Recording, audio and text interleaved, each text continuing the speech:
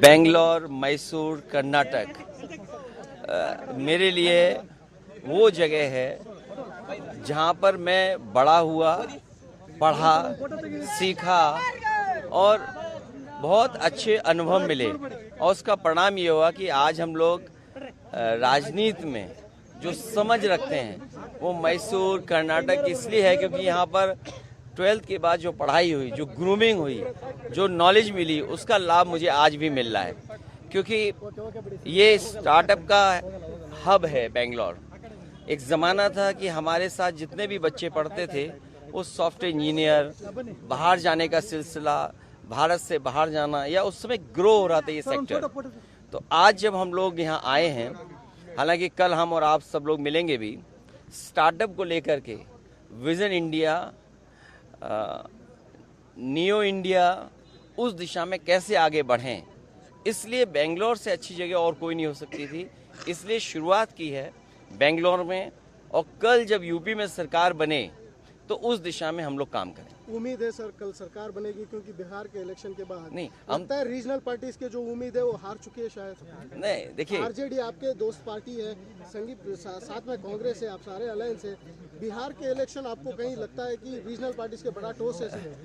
देखिए, चुनाव हार जीत और उसे सीख मिलती है। आप पॉपुलर हो सकते हैं, आपको वोट ज्यादा मिलेगा, लेकिन बीजेपी की जो मशीनरी है, बीजेपी का जो काम करने का तरीका है, बीजेपी जिन इश्यूज को लेकर के ग्रास रूट तक जाते हैं। मान लीजिए उन्होंने अब ये कहना शुरू किया है कि महिलाओं ने बहुत उन्हें वोट दिया है, विमेन वोट ज़्यादा मिला है उनको, ये तो बताया जा सकता है, लेकिन आप 10,000 रुपये कब तक देंगे?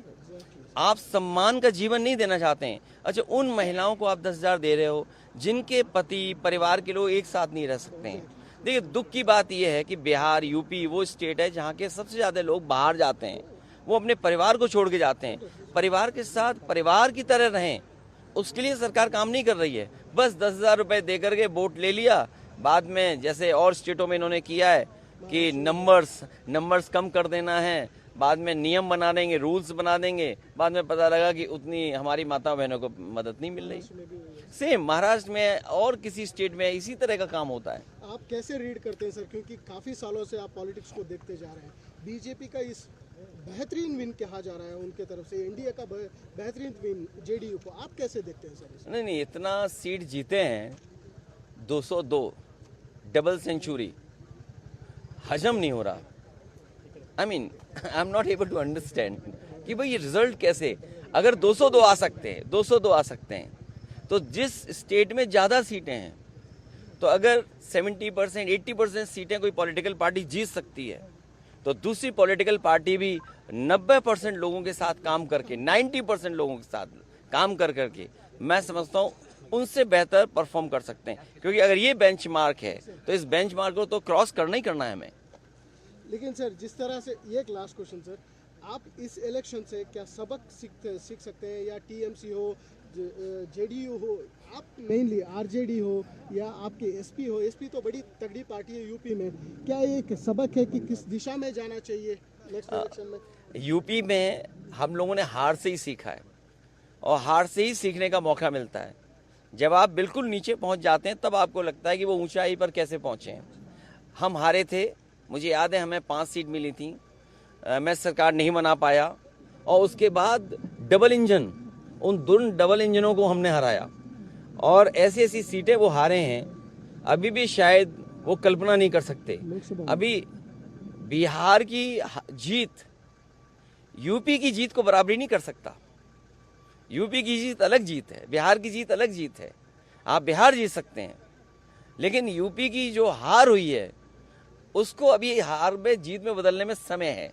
उसके लिए हम लोग तैयार हैं। असेंबली इलेक्शन बहुत दूर नहीं, उसके लिए हम लोग तैयार हैं। आज जब हम और आप मिल रहे हैं, हो सकता है कि अगर 11 जनवरी 2027, अगर 11 जनवरी 2027 को डिक्लेयर होता है इलेक्शन, तो आज हमारे पास 424 दिन है, और यूपी में 403 असेंबली हैं, तो हमारे पास 20 ही दिन तो स्पेयर में हैं। तो 20 ही दिन स्पेयर में, बाकी तो हमें काम ही करना है। सर, बेंगलुरु एक बड़ा उम्मीद लेके आए हैं, कैंपेन आपने शुरू किए हैं, क्या सोच रहे हैं सर? देखिए, ये मैंने जैसे शुरू में कहा आपसे कि ये एयरपोर्ट, ये जगह वो है जहाँ से मैं ऑटो से जा कर के और मैसूर के लिए बस पकड़ता था। अब तो एयरपोर्ट भी बदल गया। वो जो बस स्टैंड में जो कभी कभार बसें मिल जाती, वो बस स्टैंड भी कितना बड़ा हो गया है।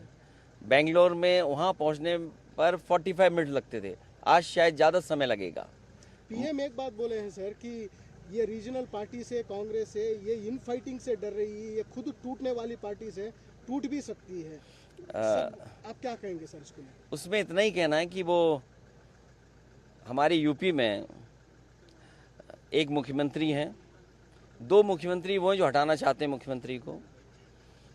दिल्ली में 1 में 2 में लड़ाई है, 2 1 बनना चाहते हैं। इसीलिए आपने देखा होगा बहुत सारे ऐसे सवाल खड़े होते हैं जिनका जवाब सरकार को ही देना है और वो विपक्ष से पूछते हैं। घुसपैठिए आ गए, 11 साल से सरकार किसकी है?